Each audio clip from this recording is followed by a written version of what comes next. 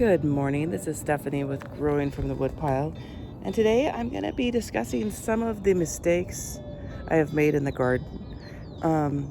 It's not going to be a comprehensive list because I've made a lot more, but these are just the ones that are currently on my mind, and I was just going to share some of them. Hope to learn from them, but also maybe prevent you from making the same mistakes. So on we go.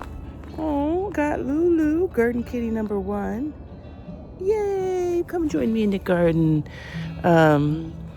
Yes, she's had not a very good time with garden dog Goose, but she has joined me this morning, which makes me happy. She doesn't join me a lot anymore.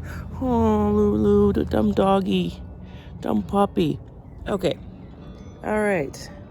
The current latest mistake I made was the mulch, and that was because the puppy. There was mulch all throughout the yard, and the puppy was just eating it all. Not that it prevents him from eating it, but we thought at the time we should move it. So I took all the mulch and then I moved it over here. And when I did that, there was what we call crabgrass. I don't know what its technical name is, but when we moved the mulch, not this one, but I have another video hopefully that will come up, that the grass that was dead, we moved it over, see this big old root, and now it's living. So when we moved the mulch over, it pulled the grass with it, and I just thought it would die. I didn't have a root system, but it's now living in the mulch. And so I really, really don't want it to go over in the garden. And I do have weed barrier underneath this and probably out to here. And so what I should have done, and I have lots of it, this fabric over here that we'll get into my other mistakes, is weed barrier. And why I didn't just put a layer of weed barrier down and pull out the grass. As you can see over here, yesterday I spent time pulling out and then I'm just throwing it over in the yard. And I really need to spend a good day of just pulling this out. So I feel like this though here is, I don't know if it's in the ground here or not, but nope, it's not. So I need to spend some time pulling that out, moving the mulch back, and getting the weeds out, because I don't want it to go over into the garden and into the garden beds. 2 years, I got very few weeds in there, and I want to keep it that way. So that is the latest garden mistake. The other garden mistake, which I'm going to do another video on, is my shade structure. I should have spent the money at the time and got the right connectors. Can't really see on that one. Let's go over here. I'm doing a video on how I'm going to fix my shade structure because I used PVC pipe and it's lasted for 2 years, and it didn't cost me probably hundreds of dollars like it would have if I did it the true right way. See how it's PVC pipe, but I did find a less expensive connectors. So it's still going to cost me $100 to replace all of the PVC ones, but should I have done it right the first time to save me time? Kind of thinking yes, or have done more research to find the connectors I did. The connectors at the time when I saw on YouTube videos, I think they were called like patio shade ones, and anyways, they were like $100, they were like $10 a piece. And I think I have, 15 spots that need a connector of different types. So that is another mistake I've made. So bed positions. I was watching YouTube videos at the time, but not nearly as much when I decided on my structure. I'm gonna step back here, not trip on the fence. Sorry. So this is, I think it's about 8 o'clock in the morning, and the sun is coming up from the east. And so this wall gets, morning shade. And these ones are fine because they get full afternoon shade, or whatever the shade breaks the wall, I mean the sun. So let me say that again. These are in the shade right now, and then they get all afternoon sun. And sometimes that's good and sometimes that's bad. Again, it's on the time of year. In the summer, it's bad because it's 100-degree plus heat, sun radiating down on them. And yes, it's against a brick wall. And then I've heard that the wall radiates heat. It probably does, but really, I feel like it's 100+ degrees, so it's just hot. So I don't really feel like it radiates that more. That's my opinion. Sorry, I live by the high school, so you're going to hear their music in the background. So as the sun comes over, then the tree here. So the tree is like kind of doing sprinkle shade throughout the garden. And then when it comes up, I trimmed this tree last year, and it's I think called a silver dollar eucalyptus, and I can trim this part here, and I trim that 2 or 3 times a year. So it's exploded with new growth, and so these beds right here, and right here get almost too much shade by the time I put the shade cloth in. And things have struggled there. I've kind of rotated what I've planted there, and I haven't found what perfectly grows, especially in this bed underneath the tree. This bed, my first year, I did tomatoes, and it did okay. So the 2 beds that really struggle are this bed, and then there's a cloth bed underneath that star, and then these beds over here that have their own issues because there's cement underneath them. You can see these white poles. There used to be some type of structure there when we had the house, and we took it down, and those are in cement. So, excuse me. So we left those there. So this is the shady part of the garden, but as the tree grows, it shades more of the garden. But then, I guess when it gets like noontime here, then these get full shade. But then as it comes over, then the shop shades this from the afternoon. And I'm still deciding what I would have done differently. I mean, because then I really would have had to come out into the middle of the yard. I do get pretty good growth besides just that bed. I probably should have done, I think if you watch The Rustic Gardener, he does one where you come out every hour and you really clock the sun at different times of year. Or was it Gardener Scott? And then you see how much shade you get, because vegetables garden needs 8 hours of sun. So that's kind of one of the mistakes I made.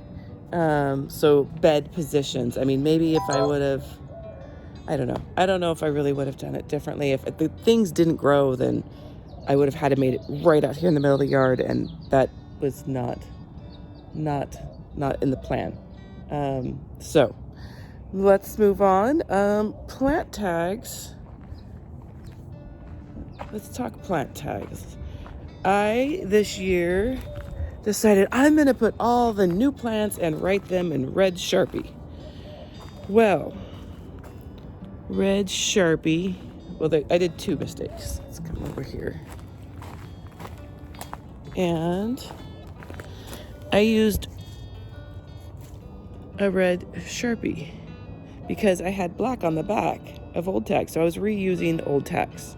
And I wrote in red Sharpie on this side. And it has been maybe 2-ish months. And they are all gone. So I am planning on, well, actually I have these ones right here.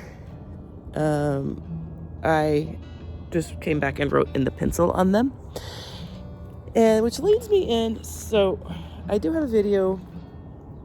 Actually, I don't think I've ever posted it because I have like garden hacks, because I don't have really a lot of garden hacks, and I have used acetone or fingernail polish remover to come in and take the Sharpie off. But I think I've reused them the next couple of years, and I noticed that the marker comes off.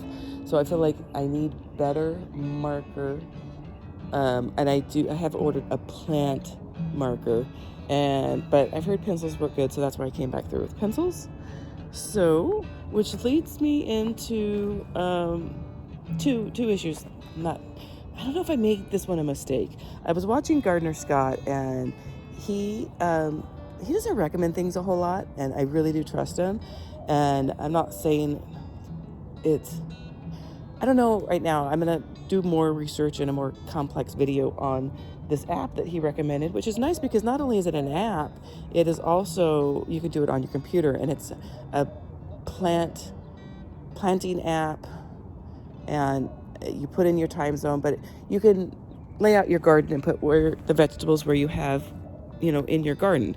A couple things I know right away that I don't like is, like, you don't see an overview of the garden, which is fine. I've labeled the beds, and I'd already had them numbered, like down there by the star, that's bed 1.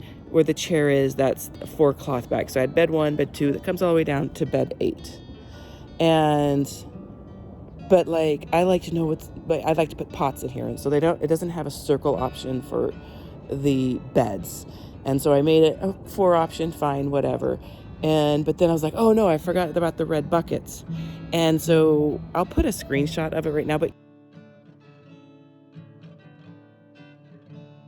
you can't drag 3 red buckets and put it in between them, because I want it to be in chronological order. I want bed 1, okay, the 4 bags, 3 bags, bed 1, and then buckets in front of bed 2, buckets in between bed 3. So I want it in order, so when I come out, I'm not like, what did I label what? I know the top ones are bed 1. It goes chronologically ordered down, and if I missed one, I had to delete bed 8 and 9 to go back and say, oh, I have red buckets in between bed 7. And then it's just not as friendly as I like adding the plants in. And then if it doesn't have that name of plant, then you can make it. But part of the thing is it's supposed to show you in your zone what you can plant at what time.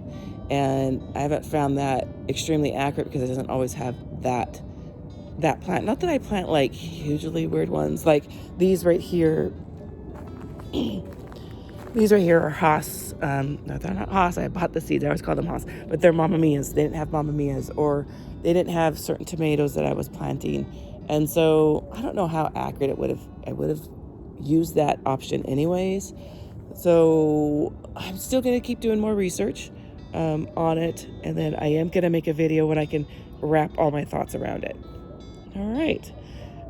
Next is my drip irrigation. Did a lot of research. I think the most helpful one was Callie Kim and Epic Gardening, something. He was one that I really watched a lot. So, oh look, it's the volunteer tomato right here.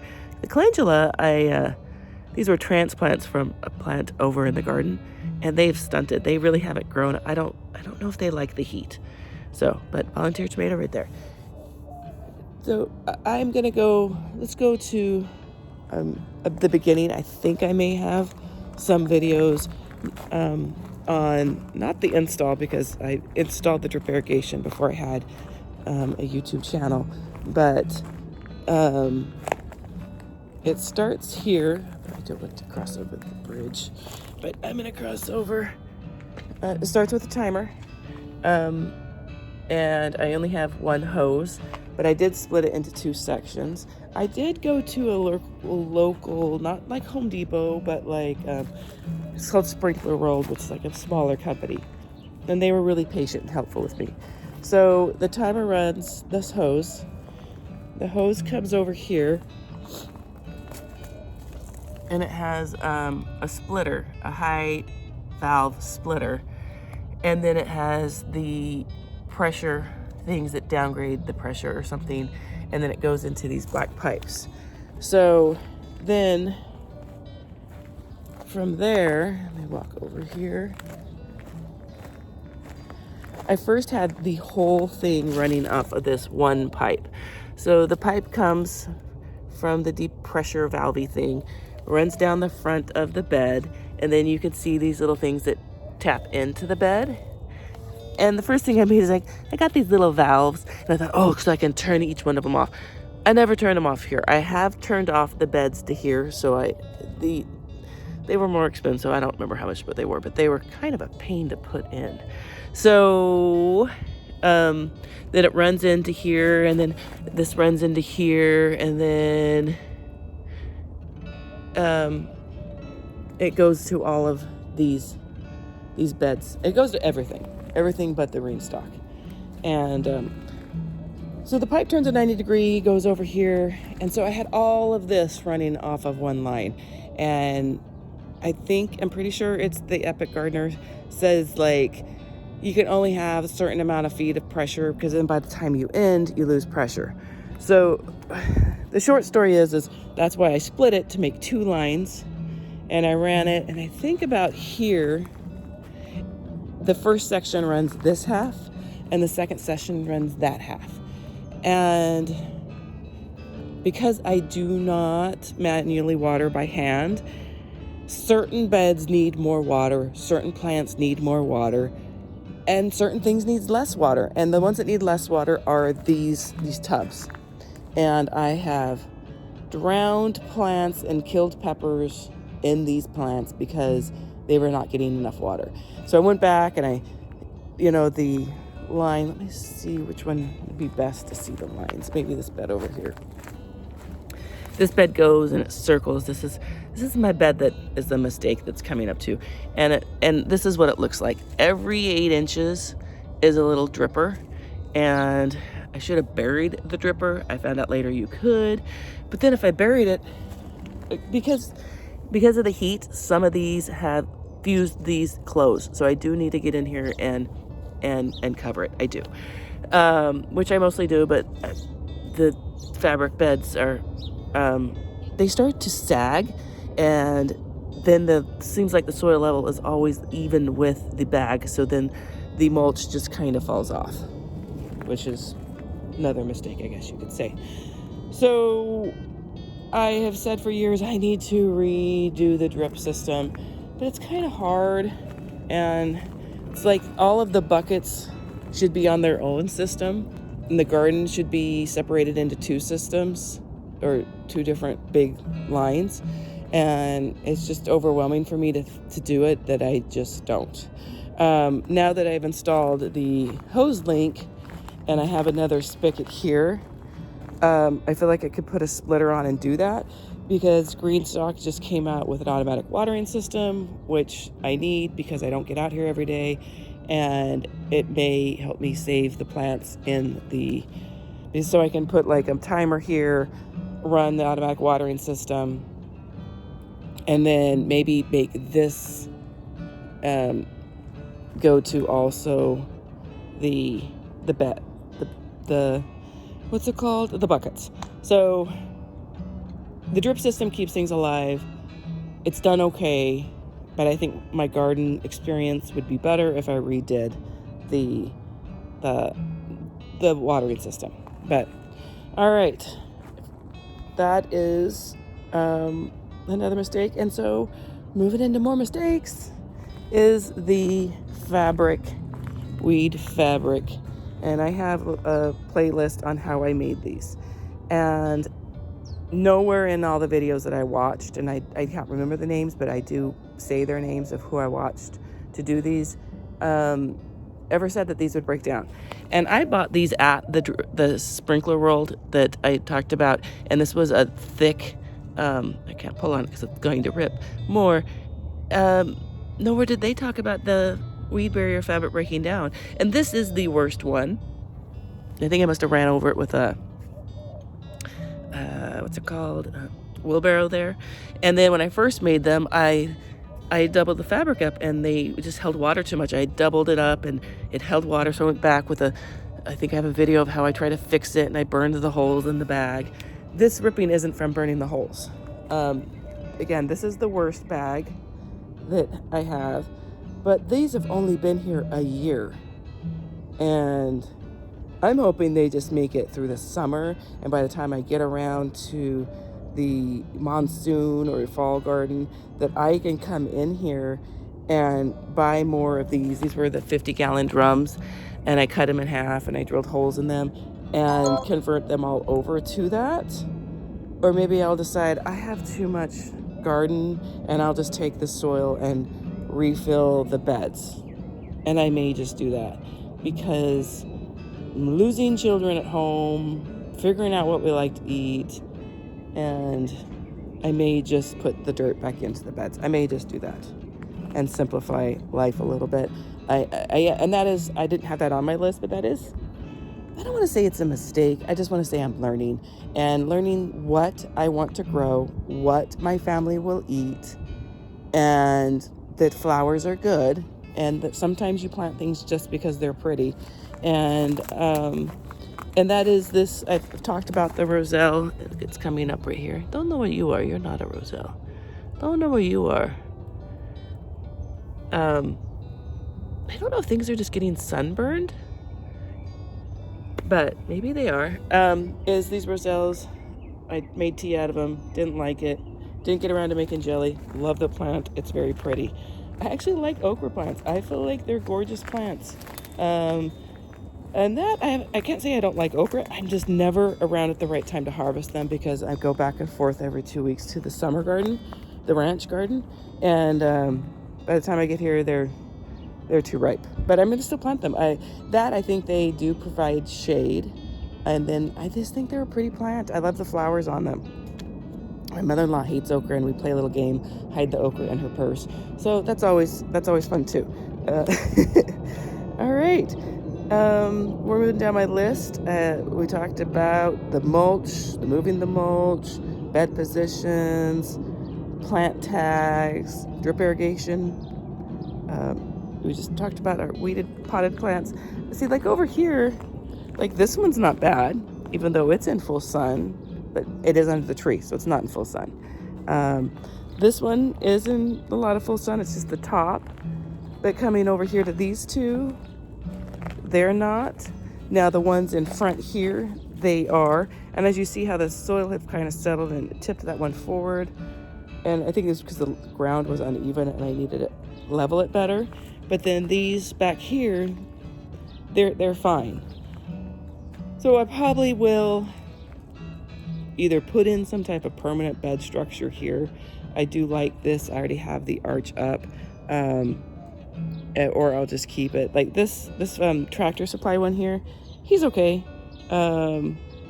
But the part of the beds is I put cardboard down. It's been a couple years, and then they can go down into the native soil. And maybe wood prices will be down, and I'll just build 2 narrow 2x6 beds here and just replace them. And I may just do that. And actually, I want a higher bed. I want a higher bed right here. I want higher beds throughout the whole garden. But that is for another day. My last one, I'm going to have to walk over into 2 different spots to do this. And I just learned of this today. Been gardening 2 years, so you are always learning. And I thought when I bought potting soil that it had like nutrition in it. And my friend, I was potting up some plants for her, and I didn't like the soil that she got. And I was like, hey, did you get potting soil? Because I swear it's like potting soil that I buy. I don't know why. Maybe there is not such thing as potting soil. But it was so sticky, and the water wasn't staying, and I really didn't like what she bought. I'm like, hey, can you go back and buy some real potting soil? And she's like, I can't find potting soil. She had bought potting mix. And I'm like, well, it doesn't really seem like it had dirt. Now, I bought this Pro potting mix. And if you look at what is in it, it's peat moss, perlite, core, limestone, wetting agent. Don't know what that is. And then this is all in Spanish. And nowhere in there does it say compost. So I now, besides this micro whatever, not even try to say that, I'm like, there's no nutrition in that for the plants. Right? So when I made my baby starts and I had all that at the bottom, because I put that in the bottom, and then I put a seed starting mix on top, and they struggled, and because I was like, oh, I don't need to feed them, right? Because I used potting mix. There's no nutrition in potting mix. And Huh, who knew? So potting mix has none. So I need to do more research on that. Well, this video is getting way too long, so I may have to cut out some of my rambling. But, oh look, there's Goose, the garden dog. He chased away Garden Kitty. But thank you for watching. If you made it all the way to the end of the garden mistakes I've learned so far. I've made many more, but that's just what I can remember. I am learning more about oh, back to the drip irrigation. Sorry. So my poor peppers, this is going to be the year of good pepper plants. The good of your pepper plants. Yes, yes. And I was trying to overwinter some peppers in here. So they're about half successful. I overwintered peppers in here a lot better. This is an overwintered one, a Tabasco. This is a habanero. Don't need that many habaneros. Santa Fe. So these peppers struggled last year. Made me sad. Don't know why. Yes, I kind of do. There was grasshoppers destroying all the leaves on them. So I was able to quite overwinter these. You turn the watering system off. So I turned the drip off. And I let them sit there for about a month. So, because when you cut this was all just like a stick, and then you cut it off and you don't want to drown their roots. And so I turned it off, and then I thought I turned it all back on when it was time, and I replanted these new plants here, right there, and over here, and they weren't doing so good. And I didn't fully get the drip back on, and the new plants weren't getting enough water to the point that they fell over and lost their tip, and then I realized I was having a watering problem. And so it was another me problem of not double checking the drip. Like I should have just turned on the system and ran it to see that it was getting water. Luckily, all of the new plants are living and bouncing back, but I think I stunted them because this little baby plant, this high, he's like, I don't know, 5 or 6 inches. These over here are double in size and already have fruit on them.